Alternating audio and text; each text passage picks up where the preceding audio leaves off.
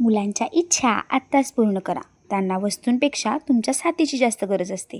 नमस्कार, मी दिव्यानी. तर आज आम्ही गेलो होतो सांगलीतील नदीघाटावर. नदीघाटाला माईघाट असेही म्हणतात बरं का.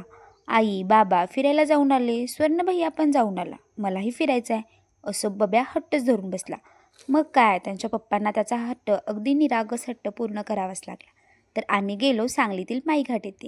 पहिला आम्ही दत्तगुरूंचं दर्शन घेतलं. नदीघाटावरचं हे मंदिर खूपच छान आहे. तुम्ही सांगलीतील जवळच स्वामींचं आणि दत्तगुरूंचं मंदिर येथे आहे. दत्तगुरूंचा आशीर्वाद घेऊन आम्ही निघालो स्वामींच्या मंदिरात. स्वामींच्या आणि दत्तगुरूंच्या दोन्ही मंदिरात वटवृक्ष आहे. बघा, वटवृक्षाच्या छायेतच स्वामींचं छान असं मंदिर आहे.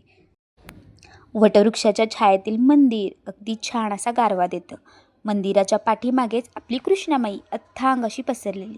येथे आल्यावर मनाला आणि डोळ्यांना खूप गारवा मिळतो. थोडा वेळ थांबून बब्याला नदी थोडी जवळून दाखवायची म्हटलं. येथे मगरी असल्यामुळे पाण्यात नको पण बाहेरूनच दाखवली. खूप ऊन असल्यामुळे आम्ही लगेचच निघालो घरी जाण्यासाठी. मुलांना तुम्ही आत्ता वेळ दिलात तर भविष्यात मुलेही तुम्हाला वेळ देतील. त्यामुळे त्यांचे बालपण थोडेसे जगून घ्या. जाताना पाहिले थंडगार पाण्याची माठ. सांगलीतील माईघाटावरून जातानाच येथे माठांची खूप सारी दुकाने आहेत.